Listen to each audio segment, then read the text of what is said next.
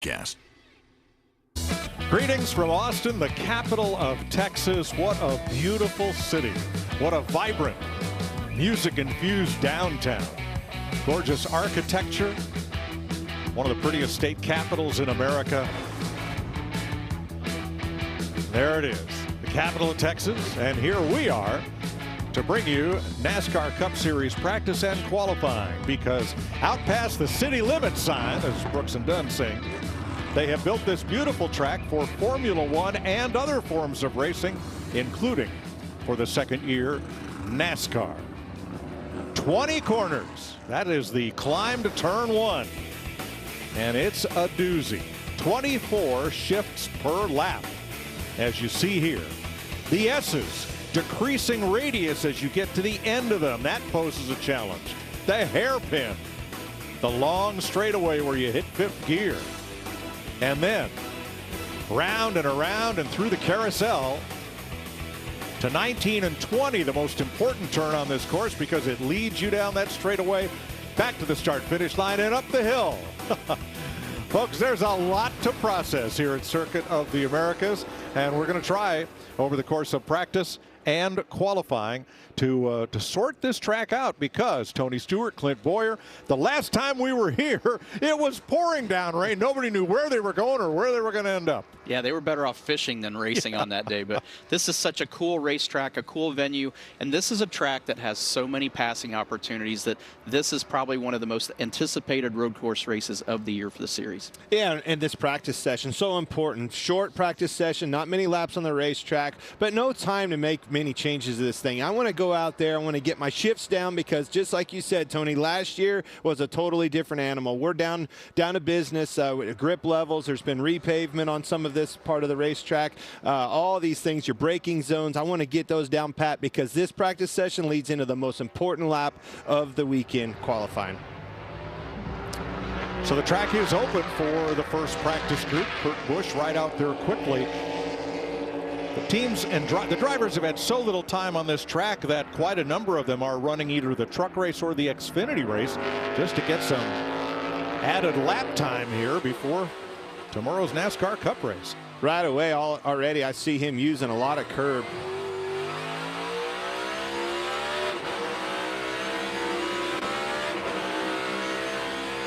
That was the up to speed lap, and now up the hill. 131 feet of climb, of elevation. And that number doesn't do it any justice till you get here and see it, and looking up that hill, way up to the top of that hill, and then a kind of a blind corner. Once you crest the top of the hill, it's like, where is it, where is it, where is it? Oh, there it is. Into the S's. And let's check with Regan with an interested onlooker. Well, Mike Joey Logano, part of Group B, sitting out here watching some of the data right now. Joey, third place a year ago in this race, but it couldn't be more different today than what it was a year ago. What is the agenda for this practice? You got 20 minutes to try to figure it out. You might get one change in there throughout the practice. It's a long lap, right? So you're only going to make a few laps throughout it. So, you know, as a driver, you're trying to figure out how to get around this track in the dry, for one, and a new car, and then, you know, maybe we can make a quick adjustment to it and try to get the Shell Pennzoil Mustang fast for qualifying. And you don't have much time. It just all happens really fast. Thanks, Joey. Yep. Chase Elliott was the second car on track. You hear those guys, and you see right away Chase Elliott, all these guys way up to speed. Now, there is one thing that they have in the old toolbox back at the house, and that's a simulator. All of these drivers have been working hard in each one of their manufacturer simulators, making laps on this, but nothing, Tony, nothing is like the real thing. Yeah, you can't substitute seat time, but the one biggest variable that we haven't mentioned yet is they might have been here last year. They didn't drive in this car this year, so this is probably the biggest variable. With much bigger rotors, there's way different components, way different variables that are different that they're going to have to get used to as well for their teams. See the track map upper left of the screen indicating where certain drivers are as we follow them through this practice. They're pretty well strung out right now through the carousel area and back to turn 20. One thing I noticed is as Martin Truex crossed over those curbs is that diffuser on the rear. Something was kind of bottoming out and some throwing some smoke behind the car. Now the timing line for practice and qualifying is not the start-finish line on road courses. Here in Texas, it is at turn 19, just before the entrance to the pits. So a driver doesn't have to coast around all the way around on a cool-off lap. He can go straight to pit road and to the garage. And looky here, already to the top of the sheet, A.J. Allmendinger.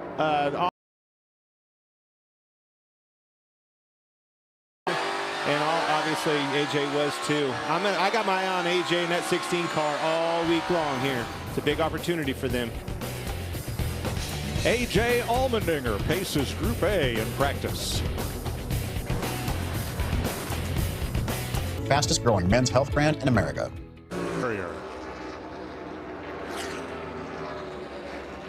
And perfect timing. I don't know who did that, but that is exactly 5, 4, 3, 2 coming on there. Blaney backing it.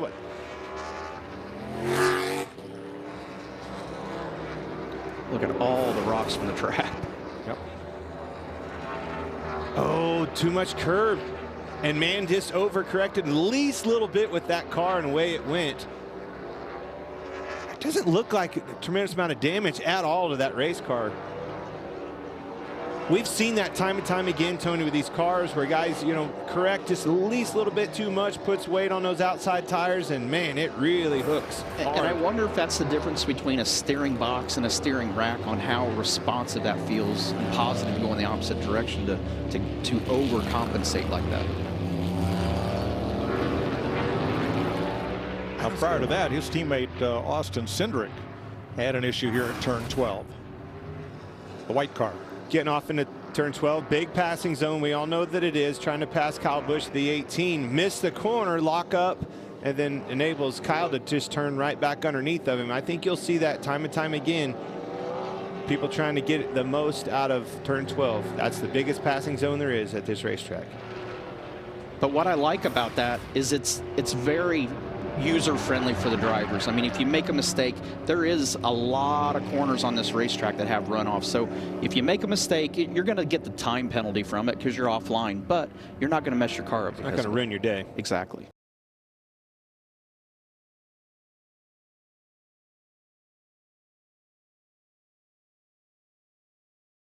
I take the drive over the right, over the platform. I take the drive over the right, over the platform. All right, we're under caution. Let's bring in Larry McReynolds about the challenges of coming to COTA.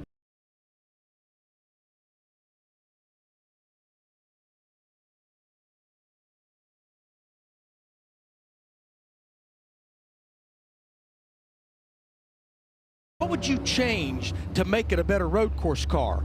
You would make it a symmetrical car. There's no offset left or right. You would use independent rear suspension, rack and pinion steering like Tony was talking about, much more responsive. A 5-speed sequential shifter, 30% bigger brakes, and an 1.5 inch wider tire. Things are incorporated in this car. It's almost like this car was designed for these 6 road courses we're running this year. Thanks, Larry. So we've had a couple of offs here. And probably the biggest one was Ryan Blaney. His car did not appear to receive a couple of offs here. And probably the biggest one was Ryan Blaney. His car did not appear to receive a lot of damage, though, from that soft wall.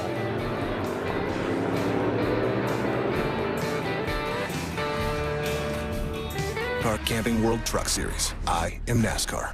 $1 million for the American Red Cross to support their mission in Ukraine, providing aid and resources including food, water, medical supplies, and housing support, and helping those who have been forced to leave their homes.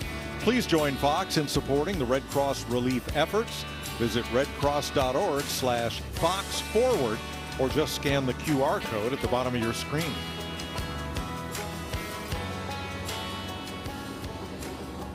Ryan Blaney talking it over after a hit into the soft wall that would have been a pretty hard hit at just about any other track we go, but the uniqueness of those walls resulted in very little damage. And that car, by the way. Yeah. If that was last year, that car probably more than likely would have been in a backup. All right, let's check with Regan. Mike Daniel Suarez out of the car right now, watching Group A as they run. So much new to take in as a driver this weekend, this track. What is the primary focus for you in this practice? Well, first of all, we try to go out there and learn as quick as possible. We only have 20 minutes. If we get lucky and nobody gets off track, and see where we're at. You know, the last time that we tested the next-gen car,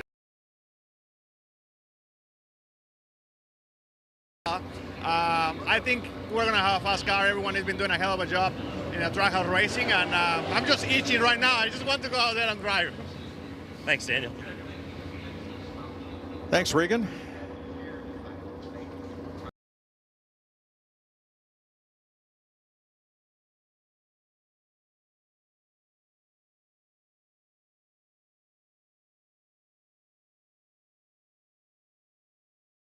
Then, oh, by the way, there's that sharp corner left-hander right.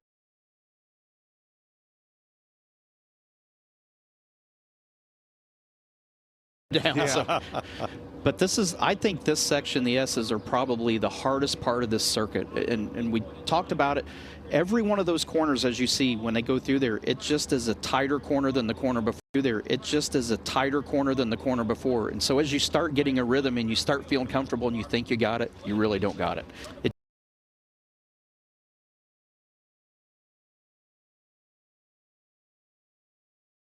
Big hairpin. So here we come down to 8 and 9.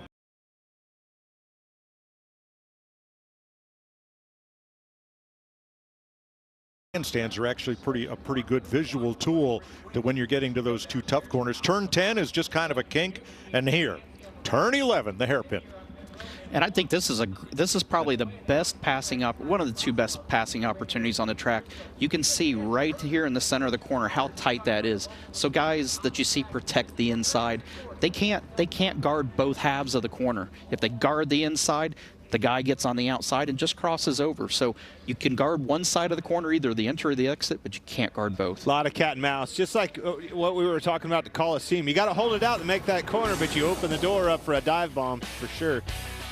So turn 11, heavy braking going in and long straightaway, and then turn 12. You got a lot of time to think about making that move at turn 12. And you're going to be glad you got those larger brakes, because it's going to build a lot of heat. The speed, fastest part of the racetrack, huge dive bomb. The hardest part, just like you saw with Austin Cindric, gets downhill. Very deceiving to get into that corner too hard and lock that brake up, like you said, Tony. They've made a front sway bar adjustment on Austin Cindric's car, as you heard him request. 11.5 minutes to go in Group A practice. I am the NASCAR Xfinity Series. I am NASCAR. It was 7. Smoke with 8. And Jeff with 9. He's always showing somebody up. Makes me want to come back. Makes me want to come back. Just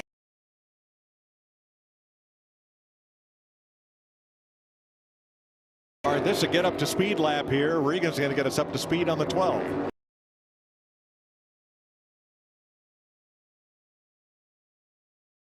Good shape right now, other than just a little bit of scrapes down the side of it. The seam on the left rear corner of the race car maybe broke just a little bit right there that they'll have to patch up after this, but suspension-wise, no issues. Everything appears to be very straight, very good with that car still.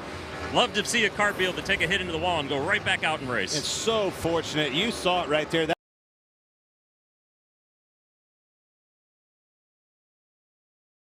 This car is already back on the track practicing. Wow. So that was that nice easy turn 10 I spoke of? Yeah. Okay. Not so easy. You saw those guys really starting to work those curbs hard. That helps rotate that car, but you have to be careful, just like Ryan Blaney. Get too much of that, throws that car sideways, and you can be in trouble. This is Joey Hand driving the 15 this week, one of the most accomplished and winningest road racers here, Larry. Yeah, Mike, he was part of the 2011 Daytona 24-hour winner back in 2011 with Chip Ganassi. He has one cup start on the Charlotte Roval last year, But Joey has been hired by Ford to work with the majority of their drivers on road course racing. This is something he's to work with the majority of their drivers on road course racing. This is something he's been doing for a while now, and they decided to bring him out here to Austin to run this race here this weekend. Californian has won major class wins in the 24 Hours of Daytona, the 12 Hours of Sebring, and the 24 Hours of Le Mans. And for somebody in a tin-top car, that is as credentialed as you can get. Yeah, he'll do. Yeah, it's just one of those guys that he's just kind of underrated to a certain degree. I mean, his stats speaks for himself, but he's just not a guy that is up front and forward personality-wise.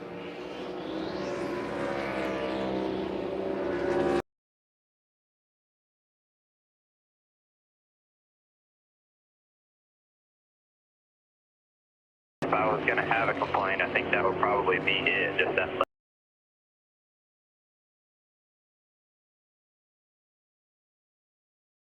one-foot wheel to the left, and that typically is fine.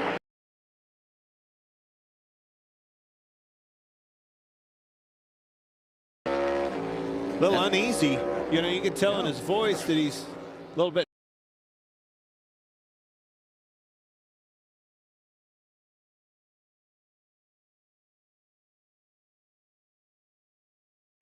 As far as cut goes. How about Cole Custer, 4th fastest in Group A?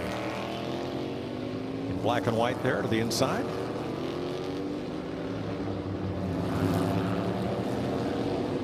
He's somebody that's spent a lot of time.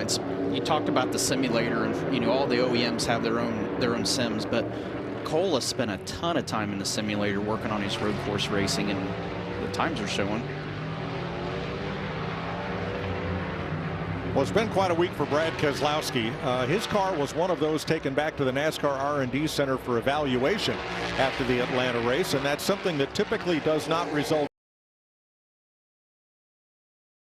But they found something in the rear body work that NASCAR felt had been modified from the spec part supplied by a single supplier to all teams, and that is a huge penalty in points and dollars, and a great week for RFK Racing. The truck driver on the team's now going to be the crew chief. Now I'm joking about that, but you start losing people, that's a tough deal. Kyle Busch jumps to the top. And something that we're seeing, especially through the S's, you're seeing these guys go way over the top of the curbs. They're using as much track as they can. They're trying to straighten these corners out. The less they have to put wheel input into it.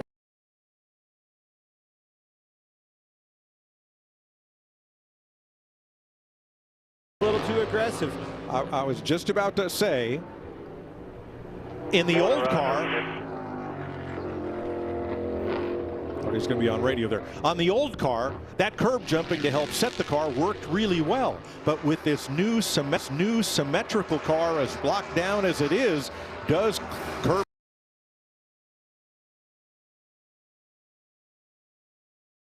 Those curbs, though, he just got loose actually before that, though. He wasn't even on.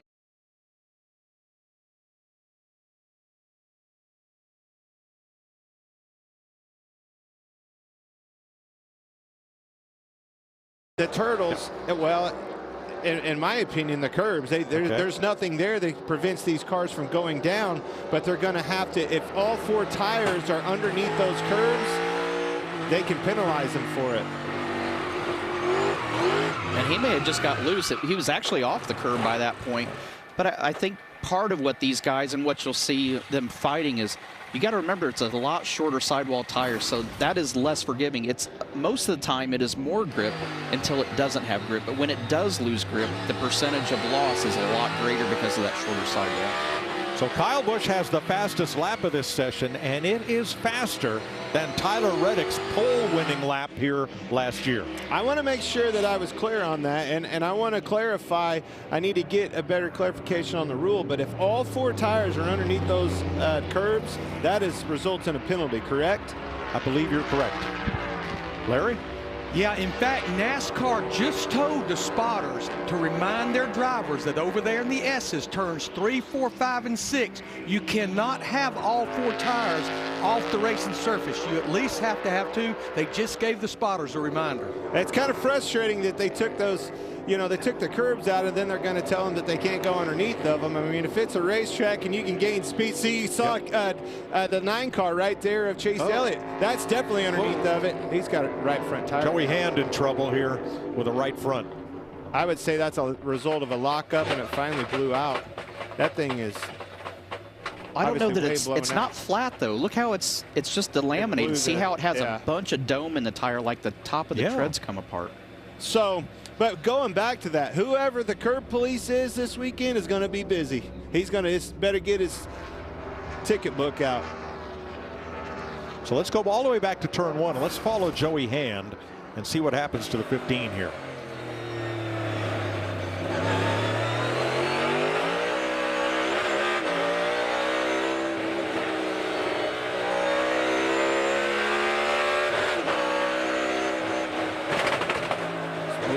Blew the carcass off of it. But again, I don't know if that was because of a wheel lockup earlier in his lap. You never know. That was turn 3 at the top of the hill.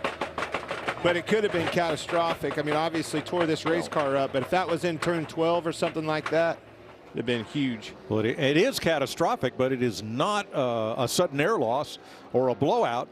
The tread delaminated from the carcass, which is still holding air. And we had talked about this, of how forgiving this layout is. I mean, that section with the S's there, it's all paved, but it's all painted. So at least when that happened and he went off, he wasn't in the rocks and the sand trap. He had a runoff area to get slowed down safely. But that's something I can't remember in my time in Cup as a driver. I don't remember the tread delaminating and the tire still holding air. It looks like an old trailer tire that separated and domed up like that, still holding air. Blew the carcass off of it. That's a lot of trailers, a lot of them with hay in them. You got a lot of old trailers? Yes. Yeah. Okay. Live on a farm. Tough break for the California driver there, Joey Hand, as everybody else pulls back to pit road.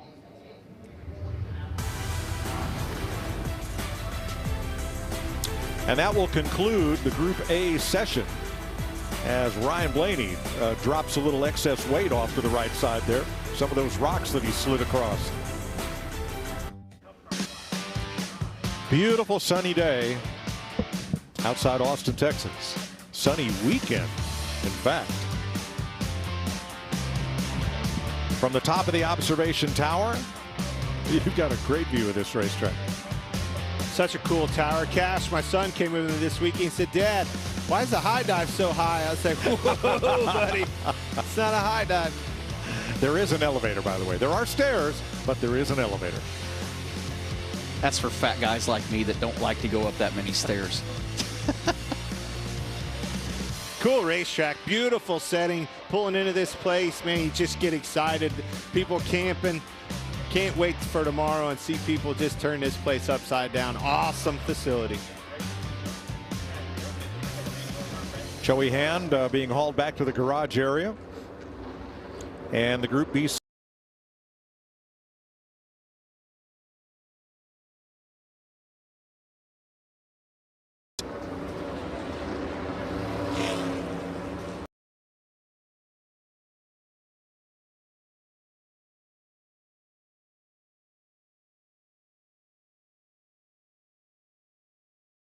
Wow, since you've been a minute since you've seen that name, look down, I'm like, did I see that right? Boris said, back. Wonder how many of the set heads will show up in the grandstand here. I hope all of them. Yeah. All right, let's get some debrief from practice. Here's Regan. Well, Mike, nothing like having an off-track excursion and then going out and being second quickest. Ryan Blaney, we saw you hit the curb with this race car. How much more unique is this car when you hit the curbs than the old one? Yeah, I feel like it's definitely, it shocks you a little bit more when you hit the curb. That's kind of how I spun. I hit the curb in 10 wrong, and it kind of shot me loose one way, and I overcorrected the other way. Luckily, got away with minimal damage. So, yeah, it's kind of a big jump there, and did the old overcorrect, and thankfully, I didn't hit anything too hard, but they are a little bit different. This car is a little bit more harsh, I feel like, when you're on the curbs, and we're using up a little bit more of the curves with this car than we could last year, especially in the S's and the lack of some of them turtles. So You have to be careful, and I think everyone got a feel for that. I definitely got a feel for that. But you learn and move on and focus on qualifying. Good luck, Ryan. Thanks. So those turtles are turtle-shaped speed bumps that they installed to keep cars off the off-track area, and they have been removed for this car.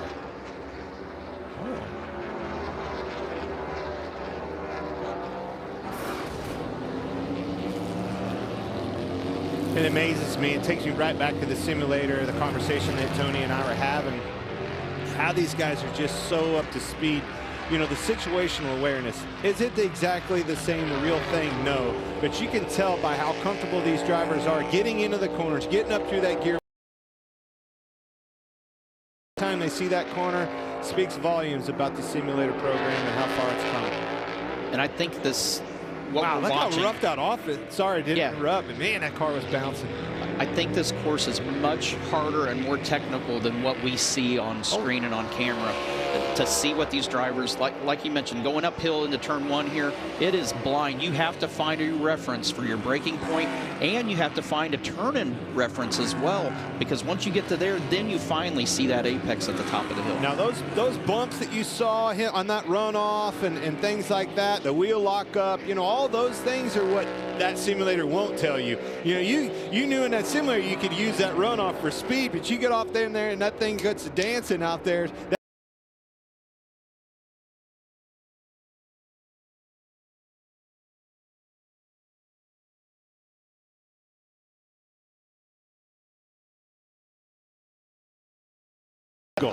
If all four tires are inside of the rumble strips, then you are off the course. Which is exactly what you just saw Joey Logano do. That's perfect. But you can't be any farther than that. Any farther than that. See, his inside or outside wheels are just right on the edge.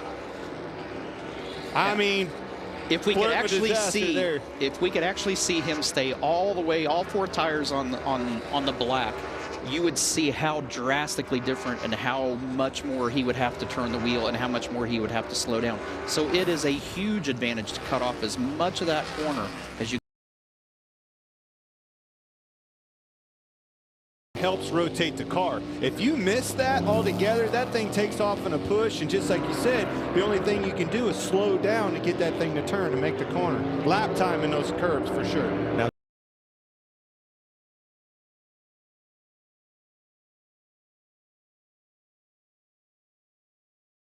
seems to be the fast way around, not just for NASCAR, Formula One cars as well routinely shoot off turn 19, use that runoff area, and come back at the exit of turn 20 onto the front straightaway. That's legal. We heard Larry talk about, you know, the car and how it was designed, you know, almost designed for these very road courses. But you can see how low they are with that independent rear suspension. When they're that low, to get advantage of the under air that these cars use, the diffuser in the back, if you will, that means these things have to be pretty rigid to stay that low. And that's why those curves upset these cars so much. So as you look at the drivers on the pylon on the left, the drivers in Group A are in yellow. That means Daniel Suarez.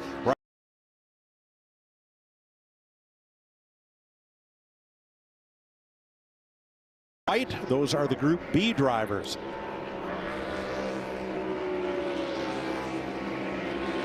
And this track house bunch, you know, we've been talking about it week in and week out. No surprise. Week in and week out. No surprise. Daniel Suarez and the Trackhouse team is right back to the top of this group. The other thing it shows you is Kyle Busch, the laps that Blaney, him, Allmendinger, you know, Cindric, there's some heavy hitters in that first group. And then what I love about these two groups, when they finally meet in that last 10. And remember, when we get to qualifying, only five from each group are going to transfer and run for the pole.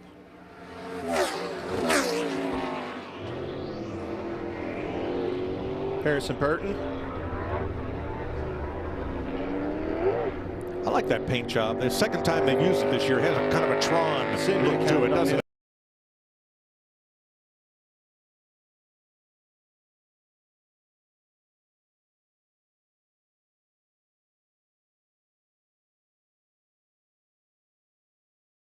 Around here.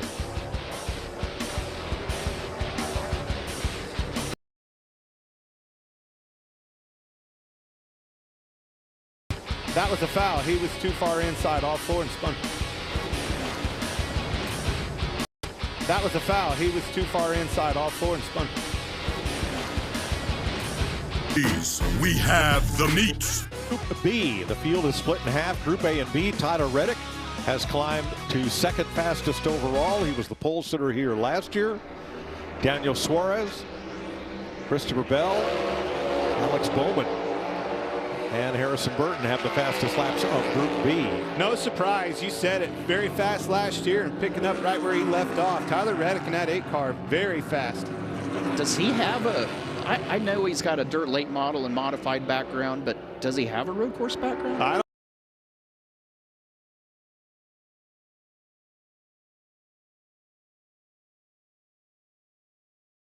And that speaks volumes of Tyler Reddick. Larry? Yeah, I talked to Tyler.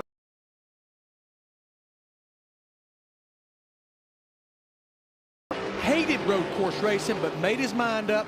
I'm going.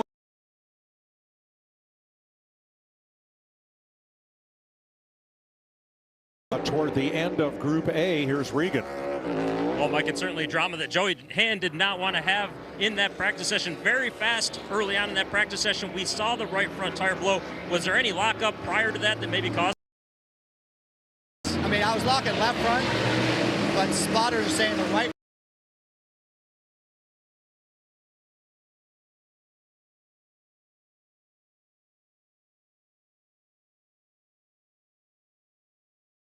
Why we're locking brakes, because you know, just doing it late in the turn, it was just locking. So it's cool to be here though. Super happy to be in this Ford Past Rewards Visa card, and thankful to Ford and Ford Performance and all the guys at Rick Ware Racing. And this is going to be fun. We get to do 6 races this year, so I'm not a one and done all the road courses. I got good guys back there. They're going to fix her up. Probably not going to qualify, but sometimes it's cool to have a fast car from the back. Thanks, Joey. Larry, how much work they have to do there? Well, easy for me to say sitting here in Charlotte, those guys are going to have to repair it. But if that,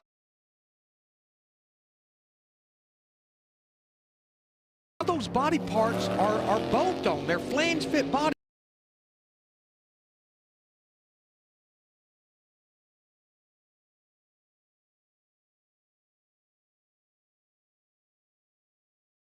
Easier than the old car. But fixing it's one thing. I want to know, just like you heard him talk about, why is this thing locking that? We all knew going into this, wheel lockup is something that these guys and these teams have had to learn. This is his first stab at that. You know, that's something you're going to have to overcome. Daniel Suarez fastest in this session. So Ross Chastain, his teammate.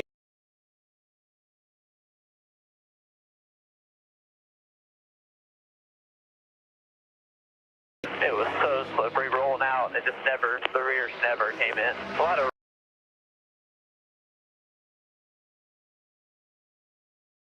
it's hard to keep it straight, just going down the straightaway. Copy. Hit them rub locks. You saw him hit. It's hard to keep it straight, just going down the straightaway. Copy. Hit them rub locks. Alex Bowman and Harrison Burton have jumped up the board to 3rd and 4th.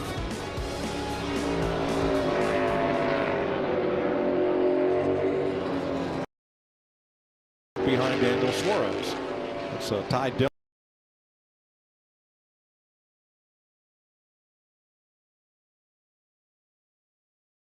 As he's maneuvering around through those S's. Down comes a dive bomb. And this is that door open that you were talking about, getting into 11. Off of 10, he set him up, got close to him, opens up that entrance of 11, and away he goes. You're going to see that a lot tomorrow.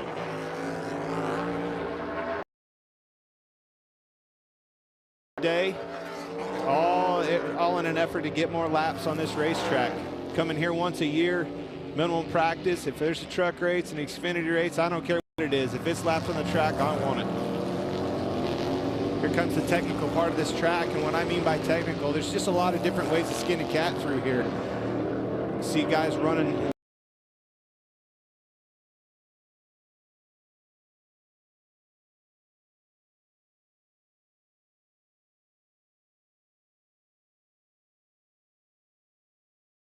you figure is better, to go straighter through there or to actually be able to carry momentum through there to square the exit? And right through there, you saw Alex Bowman stay pretty low all the way through there. Earlier, we saw Kyle Busch, you know, really arcing it out and getting the use of an arc.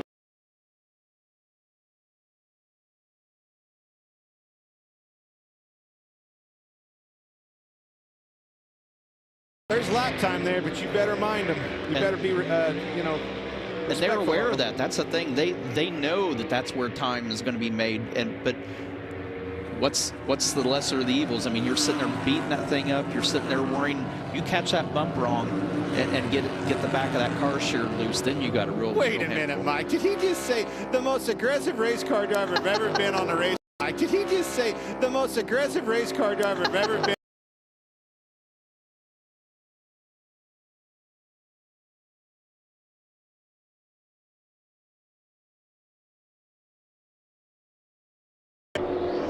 See, he's kind of straddling them, Christopher Bell in the 20 car right there. And honestly, the car stays more comfortable underneath of him. Every time I see a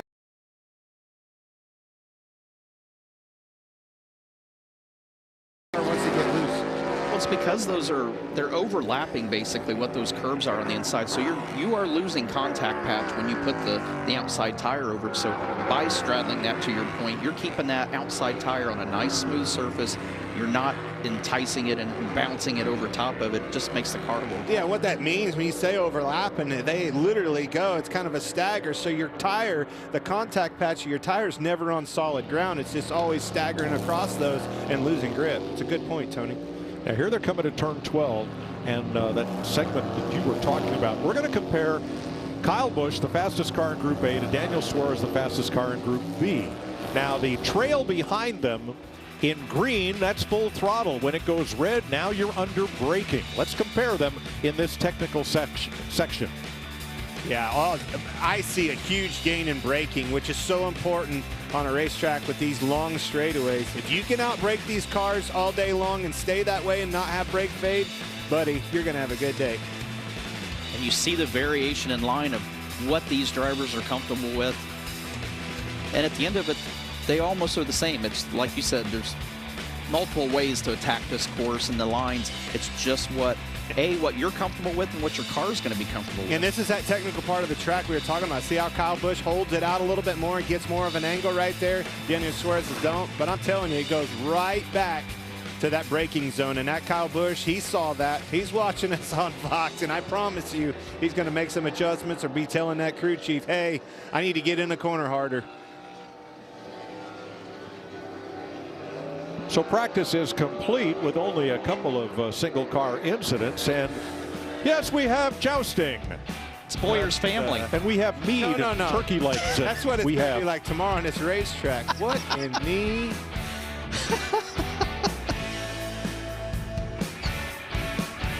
But we could all use more ways to save. What about Tuesday?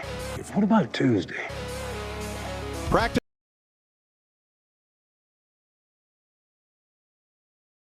Qualifying. Alex Bowman looking over some of the data from his run in Group B.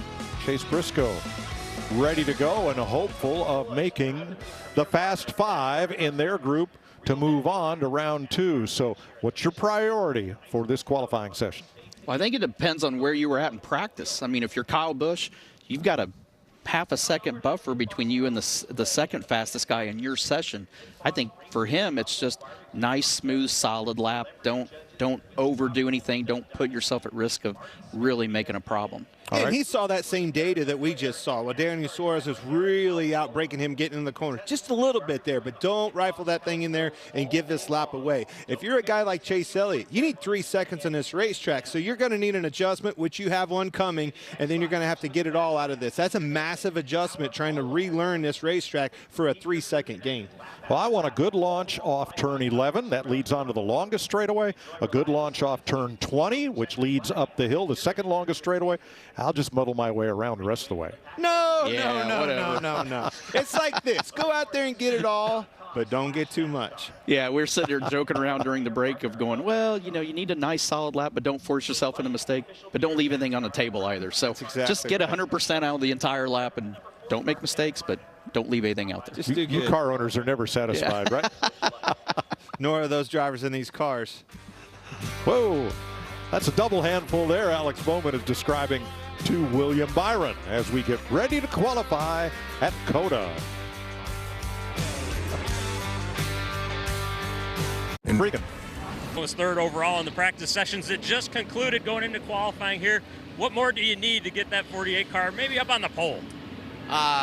Probably some driver aid. I feel like our first run we weren't very good, made really good changes, and we're really good that second run. And Greg and the guys have built a really good Ally Camaro. Just got to do my job here in qualifying. So this car is way different than the old car, kind of like we were just talking about. It's completely different than we've ever had on a road course. Everything, literally the braking, how you approach corners, it's different. So just trying to do the best I can, and qualifying. Road course racing has never been my strong suit. So glad to be running in a truck, getting some extra laps, and hopefully it pays off on Sunday. Thanks, Alex. Hearing a lot of drivers over the in-car radio saying, I think it's me. What do I need? More, more driver. I think the car is fine. I think it's me. Is it just lack of familiarity with this place? No, I think it's such a technical racetrack. I mean, you can be familiar with it, but it is like I said, it is a very, very technical track. The layout and design, it is so intricate that it's not just a cookie cutter track that the line is super easy and there's one way around it. There's multiple lines on a lot of these corners that you can set up. But it might be our second time here. We're starting from scratch. Last year was a completely different race with the rain and everything that happened. You got a new car. You've got most of the racetrack has been repaved. There's a lot of new with this. But the car is the biggest thing. All these guys are having to learn. Let me ask you this, though. If I was one of these guys that you were just talking about that's really, really struggling, and they release all these cars, one of these guys, an Allmendinger or something like that, is extremely fast, would you kind of tuck in behind them maybe and follow his line and try to learn from him and make the best lap that you can in this qualifying? I think I'd do the same thing. Yeah, I wouldn't even think twice about it. I would actually take that strategy going into it, knowing that guy has put up a good lap, and say, hey, if we can get off a pit road with that guy, that's going to be an advantage to us. Pace is such a big thing. If I can follow pace with a guy like that, I just might be able to really pick up on my lap for my team.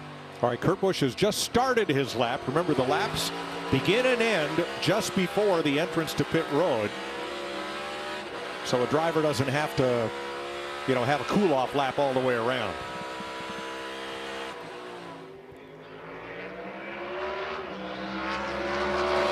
Truex on the clock as well. And Kyle Larson, Chase Elliott. That's exactly what I'm talking about. Chase Elliott elected to follow Kyle Larson on his lap. If I needed 3 seconds on this place, relearn this track, everybody knows Chase Elliott is very capable. I think they might be coming to the green. They're warming their tires up. They're scuffing tires. Well, Larson was almost a 1.2 seconds faster than Elliott on his best lap in practice. And you wouldn't do that on a 1.5 mile oval or a 2 mile, because aerodynamics plays such a big role, but the corner speed is so low on this that having that advantage of just seeing a line that somebody's taken, or when somebody's getting on the brakes, when somebody's starting to get on the throttle, those are all little things that over a 20-turn course, you pick up a 10th here, a 10th there. If you can do that on every corner, you just picked up 2 seconds. Coming to turn 12. A lot of downshifting. He gets the apex. He missed it on the get up to speed lap. Got it that time. That's what that up to speed lap is. And for me, you saw the 5 of Larson and the 9 of Chase Elliott just kind of warming their tires up. I want to go out there. I still need laps. I need to pace. I need to get myself in rhythm, and I want to go out there and run as hard as I can, utilize that. It's a hard thing to justify because you don't want to wear your tires out that you need them, but I need to get myself in that pace of where I need to be on this racetrack. I think the thing we got to factor is how long does it take for those tires to actually come in and feel good. So they might need the majority of that track just to get the mold release off the tire and to get heat in them to make them feel good by the time you get to the line.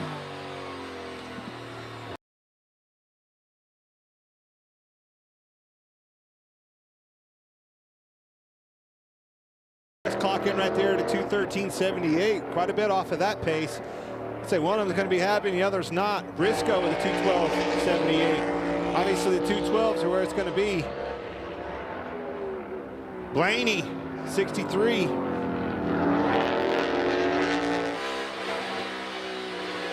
remember, only the Fast Five move on to the final round. How close those top three are. I mean, a 2-minute lap, and you're separated by 0.2 of a second until that man just puts one up on top. Cindric, 14. That's a big lap right there. Great lap by Austin Cindric in that 2 car. And Kyle Busch on the bubble. And that's pretty much backing up what he ran in practice. Austin Cindric at a 2:19, ran a 2:14 right there. And that goes right back to what we were talking about, Tony. Just backing up what you ran in practice. Don't go out there and overdo it, overthink it. Just get you a clean lap in. Do exactly what you did in practice. Exactly what that 2 of Austin Cindric did.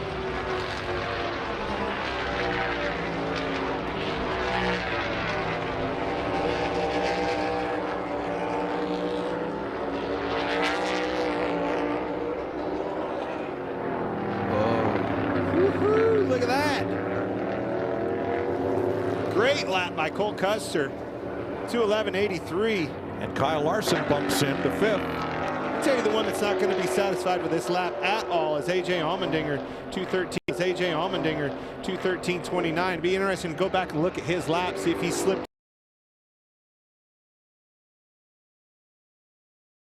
Surprises. Chase Elliott's picked up speed. Allmendinger's lost speed.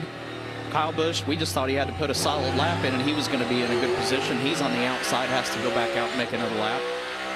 And it's all about that 5, right? The top 5, you have to make that. It's not about being that Cole Custer position and being the very best right here. All you have to do is make the top 5, and then you can go to that final round of 10, go for the pole.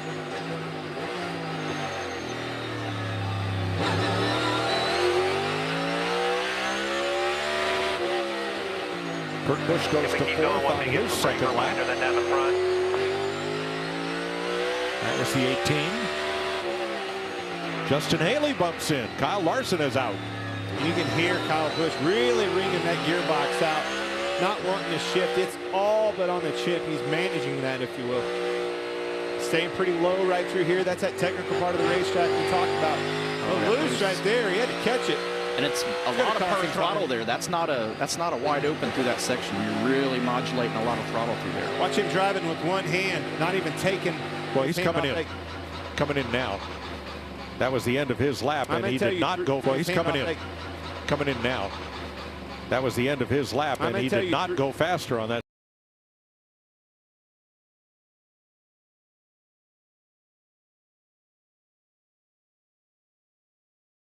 Right now, I feel really good having almost a second buffer to get down. Pulling those tires off and being, on point for the final 10.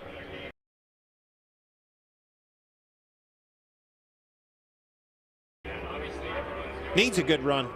Needs a good weekend, and man, that's got. Needs a good run. Needs a good weekend, and man, that's got to feel good to come here, unload off the truck, and put that lap up. Denny Hamlin, who you guys talked about, said that he was losing. Still 6.5 minutes to. Can he go back out there, post this lap? Again, you got to cycle on your tires, all those things. You needed to get that lap, but it takes me back to a mistake that we talked about. You have to, this one lap.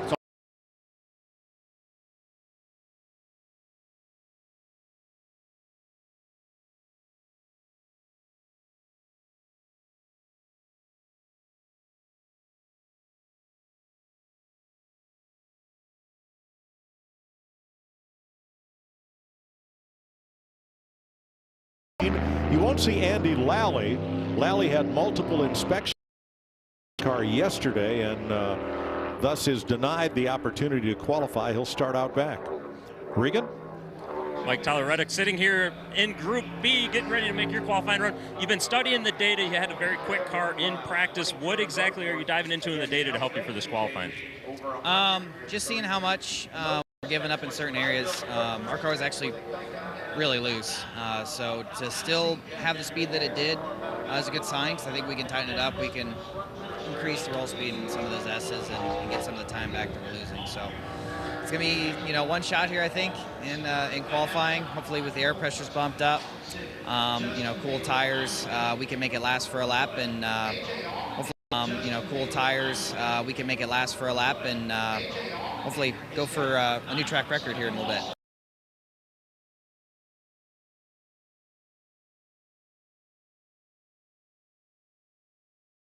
Up 2.4 seconds from his best practice lap.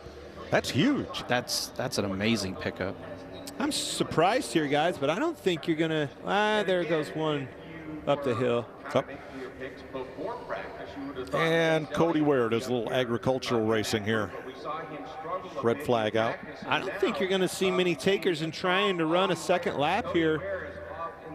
Somebody pulled up the hill and stopped.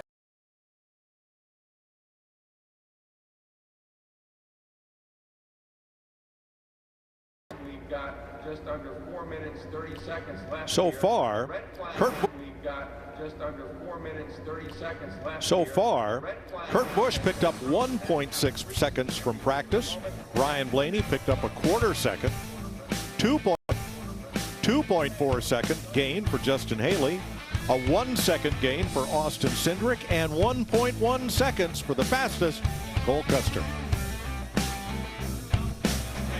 I am NASCAR. Open to complete Group A qualifying, 4 minutes to go. Kurt Busch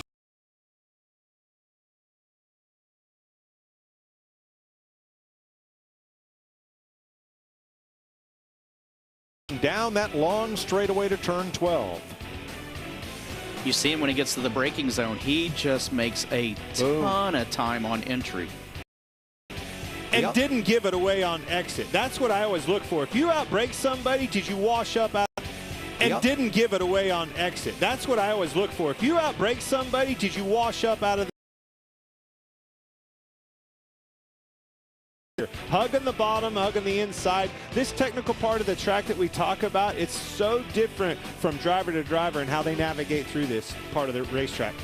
Look at that. Just is not a defined. Saw Kurt Busch up there at the top of the hill wanting to run another lap, Harry. He's doing that because look at this list of drivers that could knock him out. You've got Denny Hamlin out there that I saw. He obviously made a mistake and had to come in. Truex in the 19 car. A lot of guys that he feels like could do. Chase Elliott in that conversation. All right, let's check with Regan as these cars get ready. They're coming to green for their final lap. Forced his hand. He has to go out and make another lap. Final lap. Forced his hand. He has to go out and make another lap. Regan. Well, Mike, as those guys are making one more lap, one guy that doesn't have to make another lap is Cole Custer. A monster first lap for you. How good did that lap feel? It felt pretty solid. I mean, I thought we put it together pretty well. You can just get on the brakes so hard in these things. I mean, you can drive them into the corner so deep compared to the Xfinity cars. But it felt pretty solid. We got one cure on the car. We got all the donations on the deck lid, so hopefully give them a good ride. I mean, look at the dog on the quarter panel. You can't not love that. So hopefully make it to the second round and have a good lap. Thanks, Cole. Larry, looking at the analytics, tells us that the difference between Cole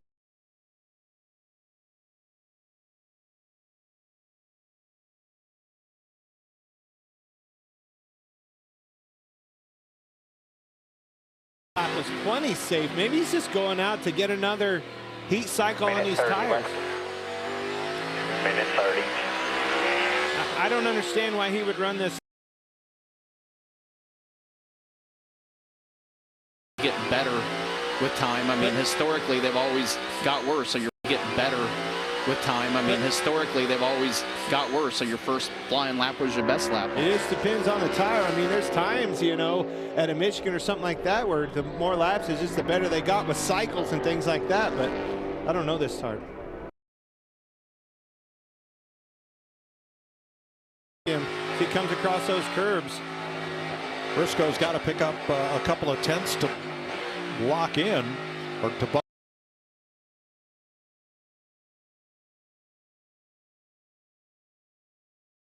Car up, straighten the track up.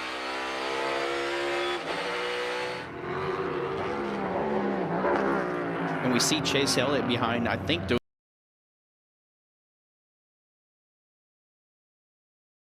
seeing if he can pick up just little things here and there to help with his lap time. It certainly helps, but if somebody makes a mistake, the flip side of that, just like Briscoe did, locking that tire up, getting into the corner, it's not only going to mess his lap up, it's going to blow your lap as well. But it's risk versus reward. If you're 2.5, 3 seconds off the pace, you've got to take chances to make big time up. The risk is well worth it, I feel. I like it too. I've done the very same thing myself. Is that why you always followed me in practice? Well, I drove off the racetrack. We're both in the tires. All right, time has expired, but everyone is allowed to finish the lap that they have started. Running hard to the timing line. Go by about 5 on the back. You see him hugging that bottom again. Denny Hamlin bumps in. Kurt Busch is out. It's exactly what I was talking about. That forced Kurt Busch's hand, and Chase Elliott, the same thing. No, I'm sorry. And Kurt does not go faster on this lap. And he's bumped out of the Fast 5. I think the most impressive thing is both Cole Custer and Chase Elliott, how much time he made up. I mean, that is a big, big pickup. Kyle Busch finishing up.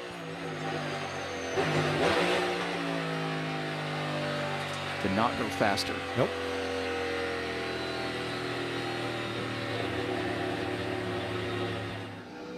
Hamlin.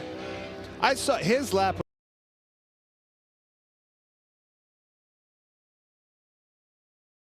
Made the most of it. Got himself in the show. Yeah, smart move instead of made the most of it. Got himself in the show. Yeah, smart move instead of completing that lap that was not going to be optimal. Came in, cooled down, and now he's in the Fast 5. So Denny Hamlin is the story of these final couple of minutes of Group A qualifying.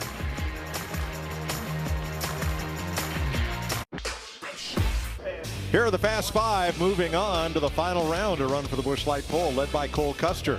Austin Cindric went faster when he went back out, not enough to eclipse Custer, but actually the order here is not important. It's making the Fast 5, and Denny Hamlin did bump in and bump out Kurt Busch. Lot to see and do here in Texas. Whoa, oh my gosh. Yeah. Thankfully we saw the splash.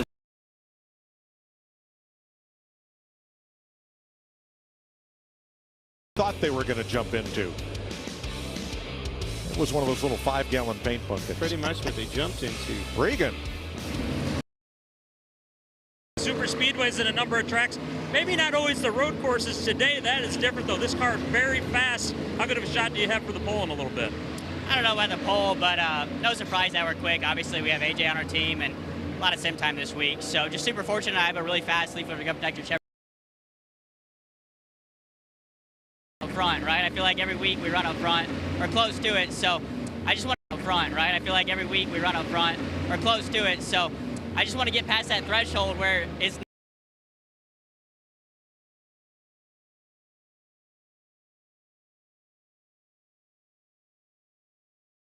there. So yeah, super thankful. I'm here to trophy hunt for Matt Colligan. That's what we're going to do. Thanks. Had a great run in round 1. Good outlet too, right? Isn't it enough that it's not a surprise?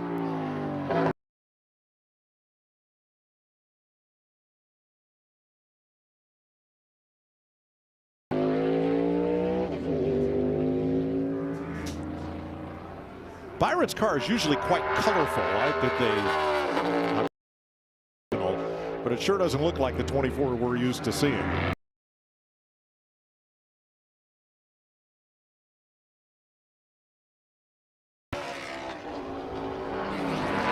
See how low the rear of that car is, Joey Logano.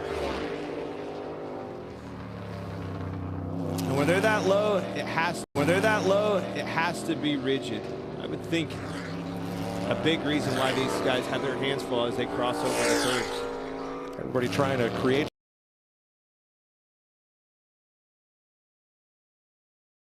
speed lap is a little bit different. Some of them are attacking, like I was saying. I like to get in my rhythm on my corners, downshifting and things like that, getting up through the box. And then some of them, like Stenhouse, is just warming his tires up. Here comes William Byron to take the green.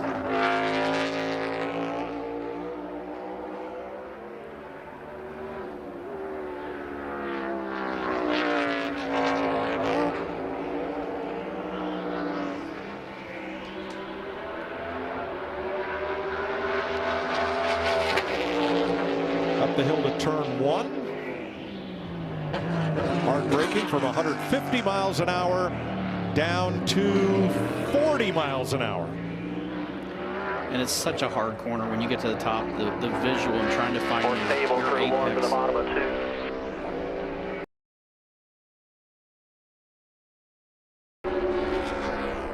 Now there are the fastest times from Group A. Now there are the fastest times.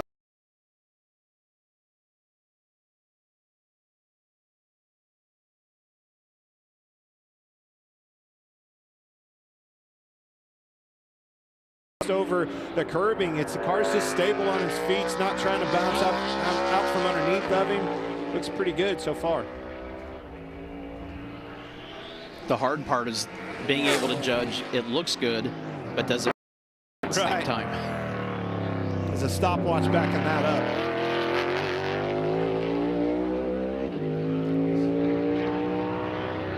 Just like you said, does the stability in that race car equal lap time? And that, just like you said, does the stability in that race car equal lap time? And that crew chief is seeing that on top of the box with the section times and things like that. But interesting, he wants him to go ahead and run 2 laps.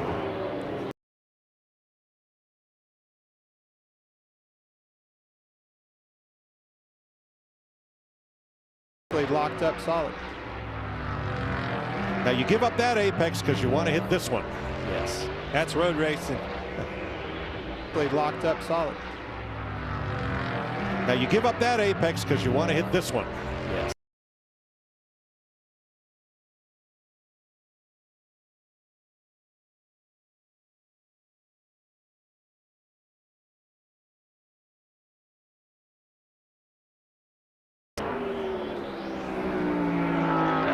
Byron 213.9.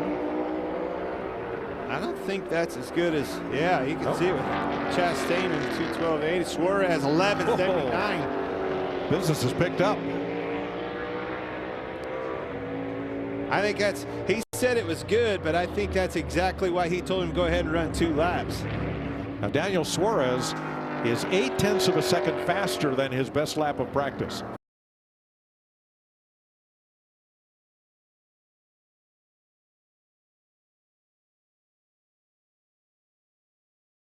Where it's going to be interesting. Again, it's all about the top 5. Almirola at 13.10. That's going to be iffy in my opinion. This Reddick was very fast. Let's see if he can back it up. Almirola on the bubble. Boom, here, and Reddick. Chastain on the bubble. I like his exit. I mean, the timeline goes off of the racetrack there. Don't bind that thing up coming to the line. Just Regan? Like we saw at the end of session number 1, Austin Cindric made.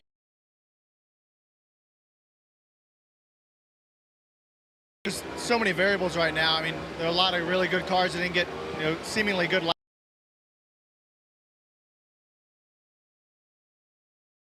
So I picked the first turn out of 20 to blow on my first try, so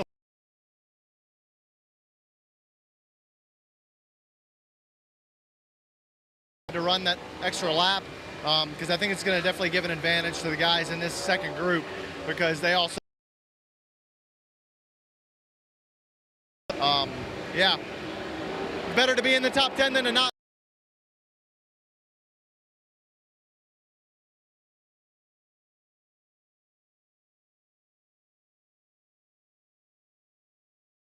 Is by a 10th, knocking Ross Chastain out of the Fast 5. And Harris is by a 10th, knocking Ross Chastain out of the Fast 5.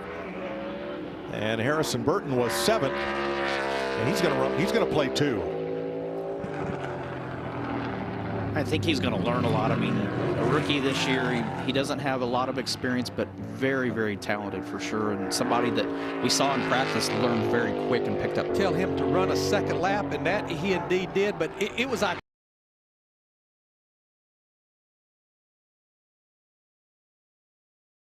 That's what I was going to ask you, Tony. Would you rather? That's what I was going to ask you, Tony. Would you rather just utilize the sink of tires cooled off, engine cooled off, and go back out and try it again on a cycle of tires? I'm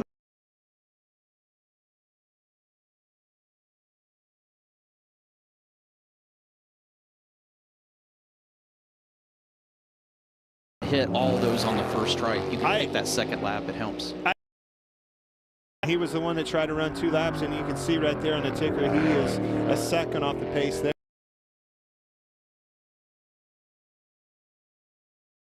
Now, Eric Almirola's lap has been disallowed. He cut the corner.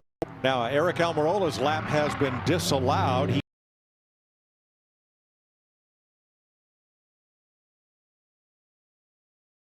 Those S's that we've talked about.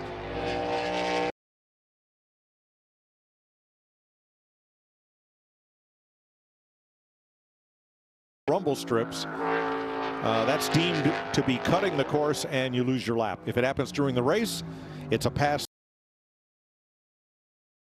But for qualifying, and like we mentioned, you want to run a nice smooth lap, but at the same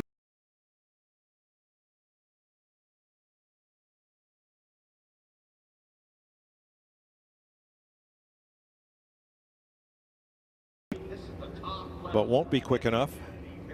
But a fine to make line. the top 5. So many of those drivers we saw, I mean, it's within inches, within an inch of being, you know, a penalty or no penalty. Obviously, he just got all 4 of them just at least a little bit under those rumble strips, if you will, and Day is just... Hey, look who's back. Boris Oster had a lot of success in IMSA, was one of the road course ringers of NASCAR. And he is now competing in his 4th different decade of NASCAR Cup racing. And has taught pretty much everybody on the racetrack from a time in their career or not, including Tony, how to get around these road courses.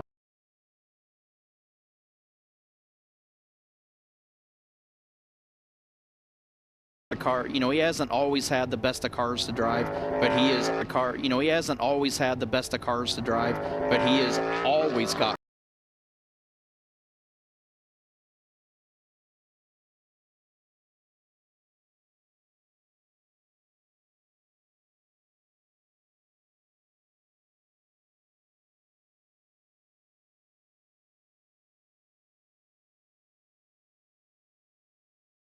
Buddy, this is going to break my heart, but I got to move you. I just did that. Yeah, he definitely made you have to earn it. But the great thing is it taught you a lot of lessons, too. I mean, he could be slower and still figure out how to hold you up and keep that track position on you. But he showed you the places that, even though he was weaker on an entire lap, he showed you where he was strong on those laps as well. Well, situational awareness. He knew the parts of the track to be good at, to keep, either make a pass.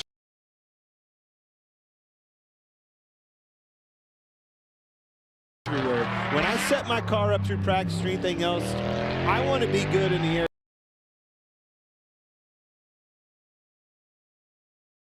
zones. All of those types of corners, the top of the hill in one, you know, you have to be good off of 20 to be good in another passing zone. All right, as he completes his lap, let's go back to Eric Almirola and see where he went adrift. Way up at the top of your screen on the right. Yeah, that would be 4 wheels inside the rumble strips, and that is cutting the course. Go back out and post a time since that first run.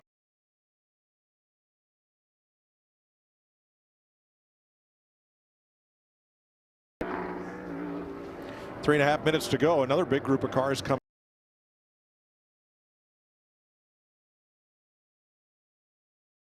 Now Ross Chastain, there he is, 5th in this group, 15th overall. in Group B, because that lap would not have gotten him into the Fast Five in Group A. Well, it's the advantage of having these two groups. Yes. You just said it. 50.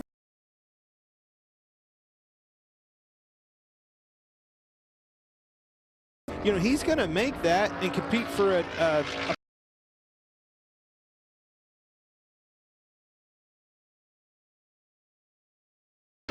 to having made that top 5 right here. Go out and knock him off of that bubble position. I like the staggered groups. I'll be honest. The great thing is it doesn't matter what the difference is in those two. It's just literally about racing your group, getting in that top 5. You know you're not going to start any worse than 10th. If you were in the total qualifying deal, he picked up 5 spots if he was 15th. 5 spots if he was 15th overall. So to be able to pick that time up is going to make the racing much more interesting, because you got comers and goers right out of the gate. So Almirola, after he makes the left-hand turn 19,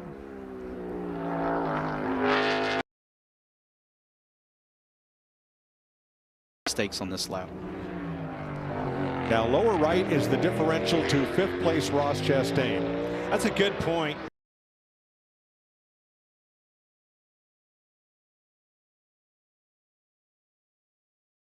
You're going to be clear at the back of the pack starting dead last. You have to. You're going to be clear at the back of the pack starting dead last. You have to.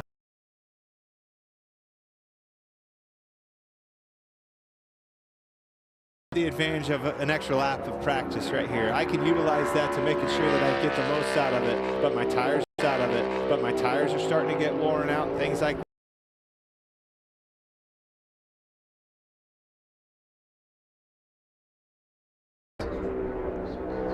But this lap, you know, you don't have. There's no safety net of another lap. I mean, he's slipping, this is sliding it. around, and the pressure builds.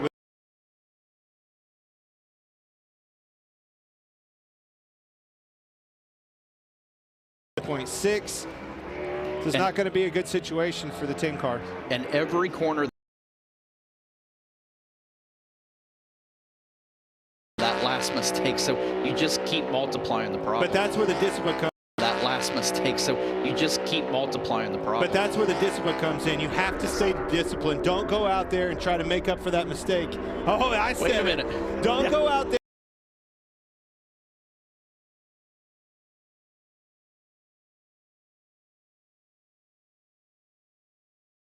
Lap looked like he might have a chance to bump in.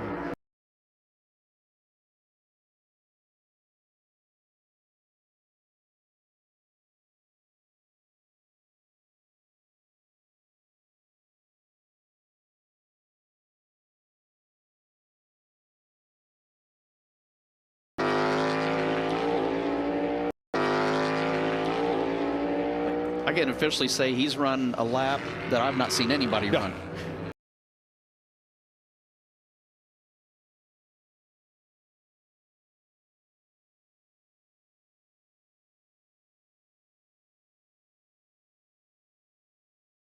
You have to go out there because if somebody knocks you off that bubble position, you have to go out there because if somebody knocks you off that bubble position, it forces your hand to have to run a lap. He doesn't want.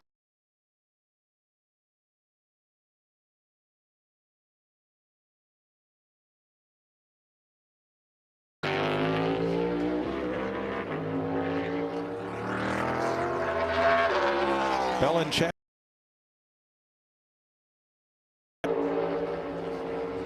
And Christopher Bell getting very close here.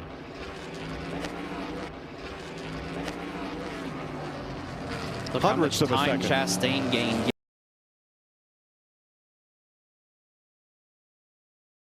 Going right back into the green.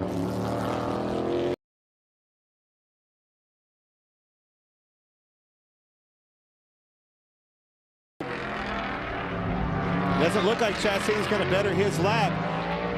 And Bell gave up a 10th in that tight technical complex there. Now 2. Yeah, I think he's fallen off too much. Really gave it up in the tech.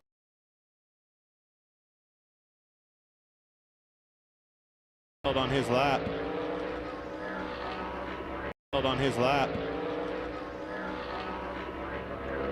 Not going to the do line it. here. hit this time. Time is up. Christopher Bell goes to third and bounces Chastain from the fast.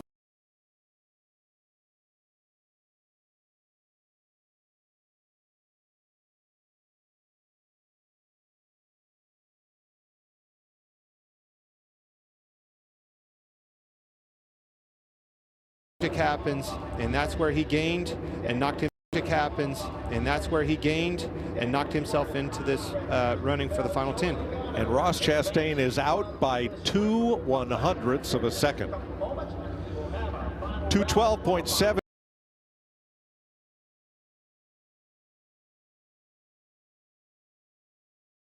2:12.4 for Christopher Bell. 2:12.27 for Tyler Reddick. You know, and again, we call it that technical part of the racetrack. That's where all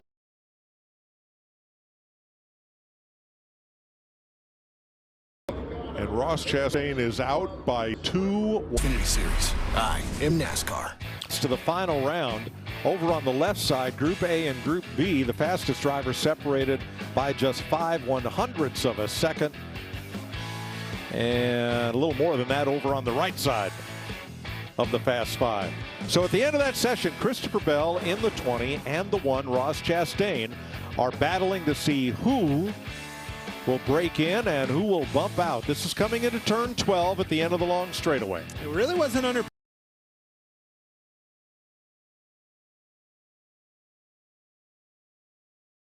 Kind of staying the same. You can see a little bit different driving style. Roll it in a little bit more.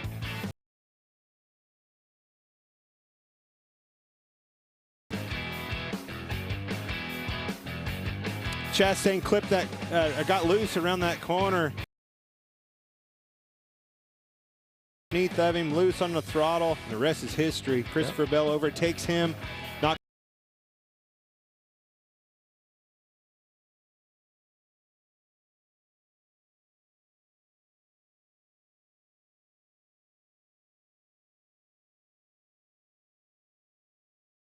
And that used up. Yeah, it's really hard. I definitely overstepped there.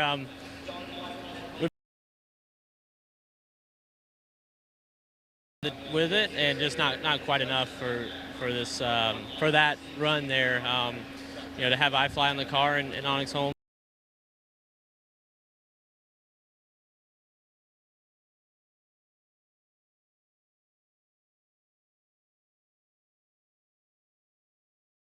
There in the stadium section, and hopefully we get this thing tightened up.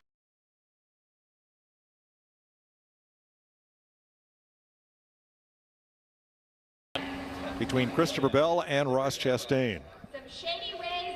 So 10 drivers are about to run for the pole. We're gonna have to wake up before the session starts. He was closing his eyes going through his lap. And by the way, did you see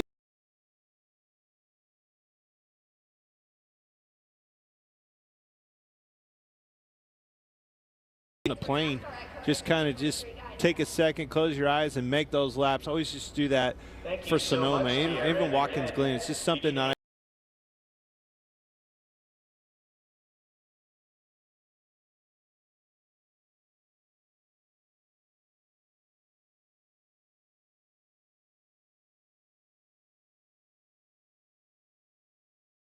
Actually rest and take a break. Very much a rhythm track.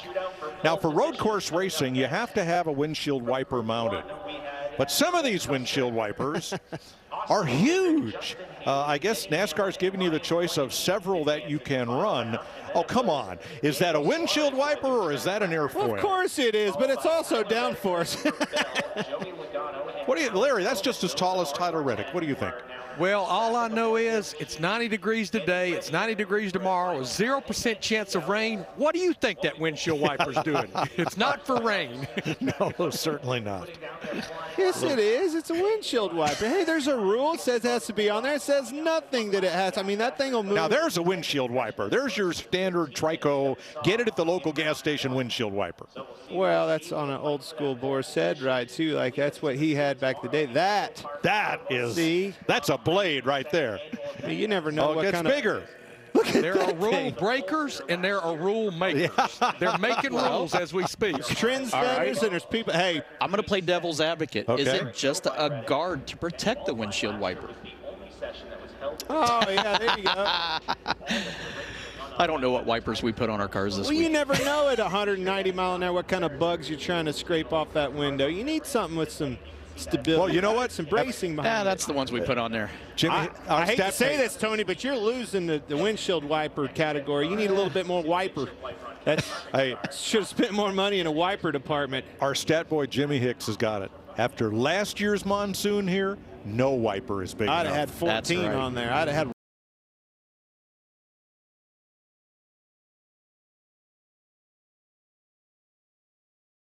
Park Grand Prix. Joey Logano, Daniel Suarez out first. Get my rhythm right away. I like And it. he also has a fast car, ran a really good lap. And just not having the visual of somebody else in front of you gives you the opportunity to focus harder on your mark. But there's two ways to think about this. You either are the hunted or the huntee. Right? In other words, he had a good lap. He wants to go out. I don't want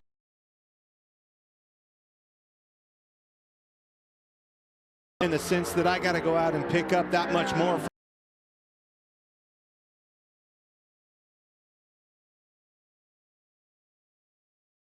The approach that Daniel Suarez is taking.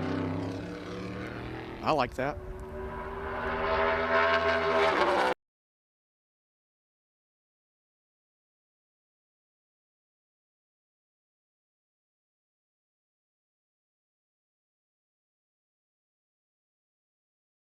You would know. There's a lot of things going through your head. A lot of conversation.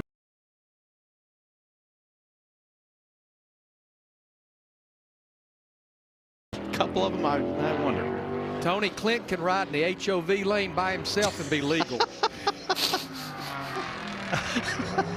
Tony.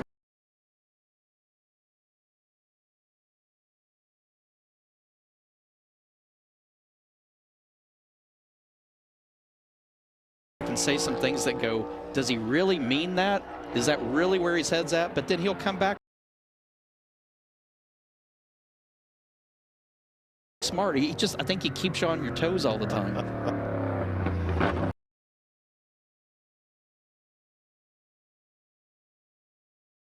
Suarez is on it.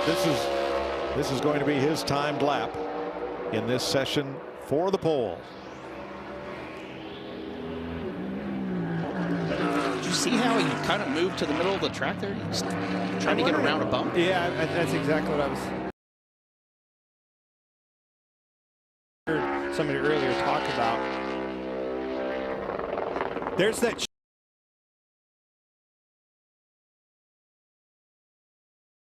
And I totally agree with what he did right there. Don't shift. It only upsets.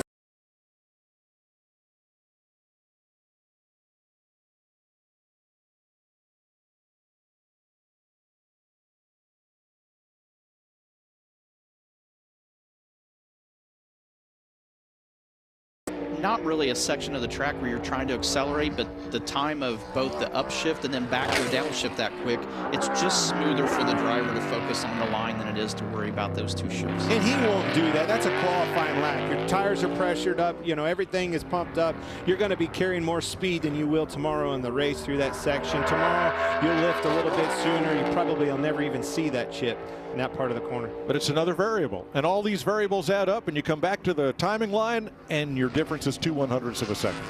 Which is what? Which is how many feet on this racetrack? We don't know yet. Well, it's about 2.5 feet for 2/100ths of a second. Why you wanted to know that under brake is beyond me. But maybe that's why you won championships.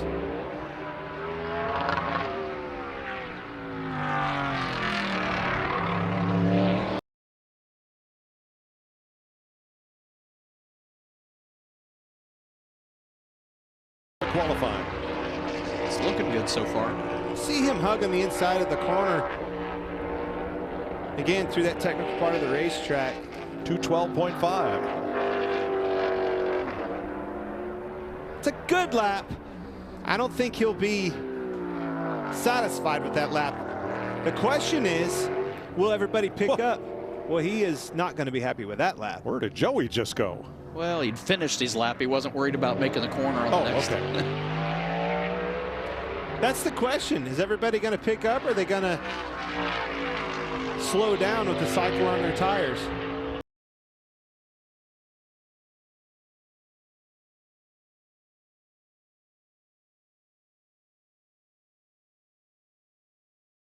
First session. But look at Custer and Blaney are both.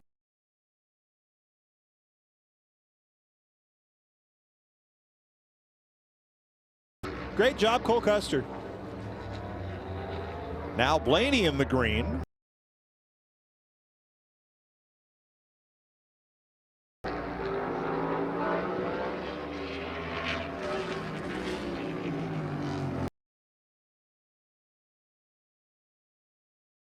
Good in the green. I hope this ticker doesn't lie to me this time, but man, he's doing a great.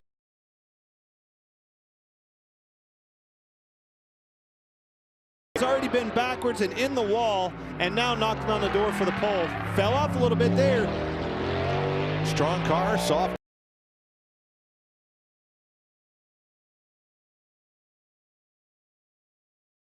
How tight those corners are. Again, difference in lines make all the difference. All right, nothing out back.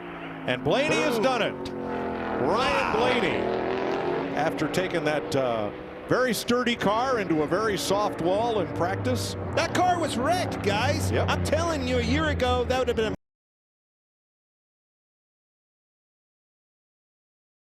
hit out of the wall and on the pole. Wow.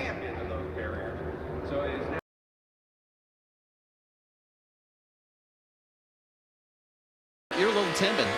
Come back and put a lap time like that. That is strong. Yeah, again, to shake that off, that's a great point. So hard to do.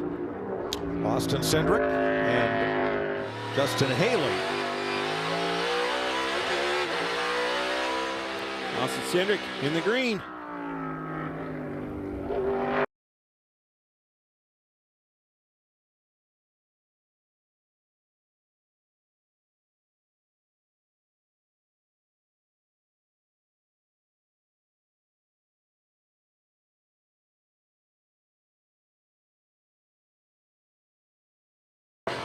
But making this final 10. Worst is going to happen. He's 10th starting tomorrow.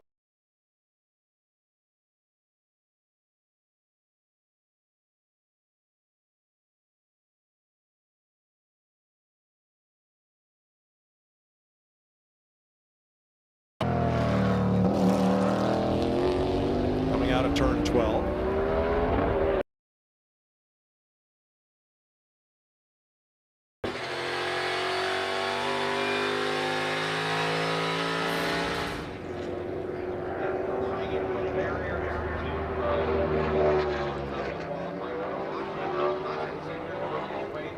Really didn't do anything.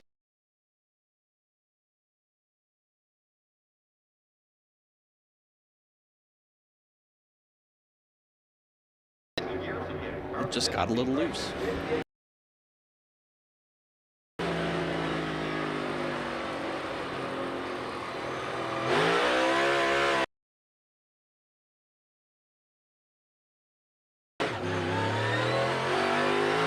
All clear. All clear.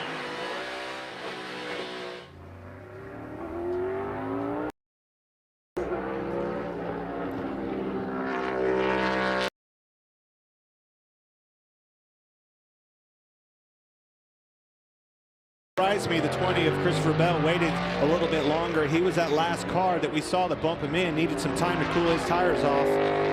Making his lap now, seeing if he can better position. I see several of them back out.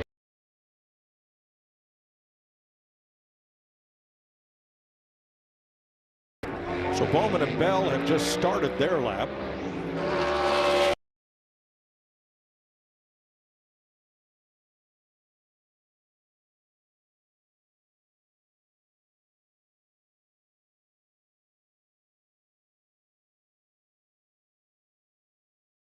I mean, don't go out there and mess this race car up, but hey.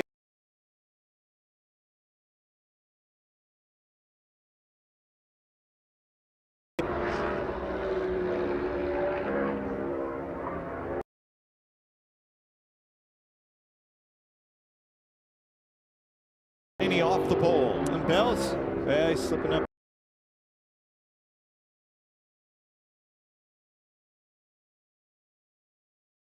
Out there. I mean, it's you got a nice.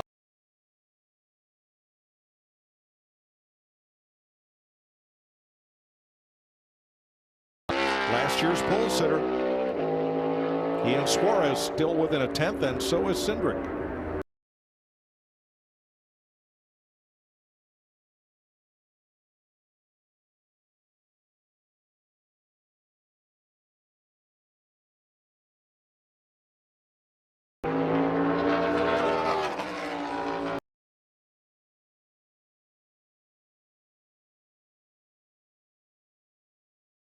Over the bumps there. Hopefully that it's giving him a good run down the backstretch here toward turn 12.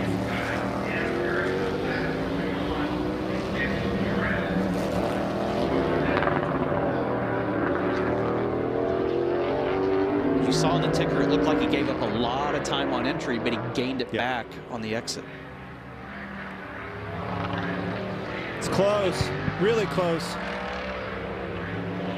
Like what I'm seeing. Straight shot off, right down to the wire. How much speed can you carry through this sweeping right-hander to the line? Oh, man. So close. Wow. Yeah, that's right, Blaney. Woo-hoo, that was tight. 2.5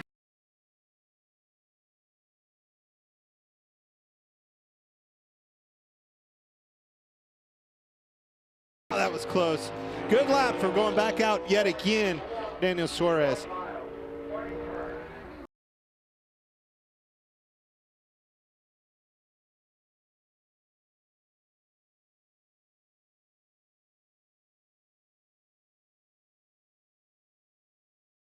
Day started off with a spin. It ends with you leading the field to green tomorrow. Yeah, I wouldn't have thought we sit on the pole after I hit the fence. Appreciate the fast car, number one, and I appreciate the softball that was over there and the resilient race car. So I'm really to sit on the pole. I wouldn't say I'm the best road course racer. I kind of struggle and always look to find speed, and it was cool that we had it today and qualifying. So hopefully that carries over to tomorrow. But proud of everyone here on the 12 group, and excited for tomorrow. It's pretty good surprise after practice, so good job to everybody. Nice job, Ryan.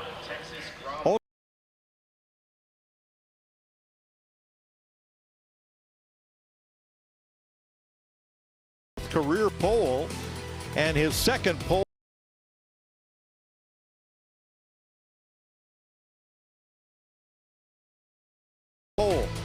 For Sunday's race at Circuit of the Americas.